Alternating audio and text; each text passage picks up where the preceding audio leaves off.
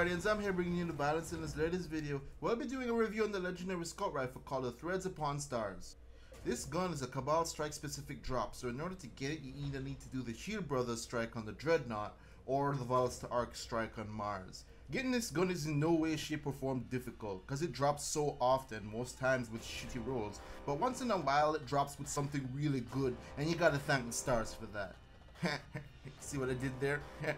God damn, your jokes suck. Yeah, I know. Anyway, I got this really sweet roll on our threads, which led me to infusing it up to 320. It's got triple tap, perfect balance, and outlaw, which works really well together. The only thing that could have made this weapon better in my eyes is probably Red Dot OAS. Anyway, doing a comparison of this weapon to the Hung Jury, they're of the same archetype, but it's got slightly more range, but a lot less stability and slightly lower reload speeds. But hey, that's what Outlaw is for. Now comparing it to the Talak, the threads will beat it in range and reload department, although it loses a bit in the stability. You could change the stats on the Talak to have more range, but that would sacrifice its stability, making the threads all the better in that department. Now let's move on to reviewing this gun in both PvE and PvP, and we'll see how it performs. When it comes to PvE, this gun is a champ. If you got a steady hand and can pull off precision shots, then you'll get the perks proccing so consistently that you can take on literally anything. With triple tap, you can get a maximum of up to 5 bullets, increasing your magazine size up to 21 if you can get the precision shots off. Outlaw makes it so that you can reload faster when taking on regular enemies or even majors when you get those precision kills, but when it comes to bosses, you won't get this to proc at all. So this is where Split and Pray probably would be a better option over Outlaw.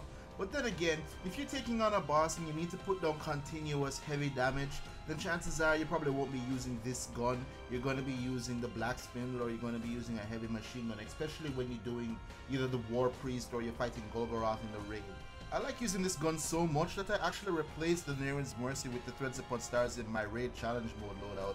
Yeah, it's that good. And when using it on my Gunslinger in tandem with Chain of Woe and Gunslinger's Trance, you've got a seriously dangerous weapon on your hands. Ultimately, it's not my favorite type of scout rifle, but this gun makes me miss the Visions of Confluence a lot less, and if you get one that has a similar role, you'll see what I'm talking about. In PvP it's also quite decent, but it's, like I said, not my favorite archetype of scout rifle. I don't know. Given the current meta out right now, it seems anything with a high rate of fire and range will outdo you with this gun under a normal circumstance. I of course am talking about the normal players out here and not the sweaty tryhards that have, you know, all the gimmicks and tricks down to get no scope headshots from a mile away. So yeah, to you regular guys, it's been a rough road for me using this weapon against everyone that's been rocking a Mida multi-tool and 1000-yard stare. But if you took my advice about keeping your distance and being on your toes from my other videos, then you'll do just fine. And by that I mean go positive. Just look, most of my kills that I got with this gun were because I flanked around my opponents and caught them off guard. And then there were also challenges like this that didn't go so well.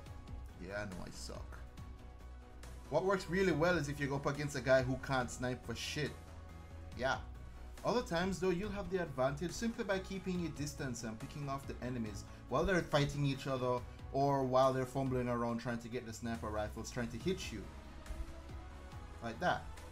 In the end, I didn't get a super high KD or best around, but hey, I went positive and I got the highest score on my entire team, so it ain't all that bad. I can definitely recommend giving this gun a try, especially if you have a role that has a PvP centric set of perks.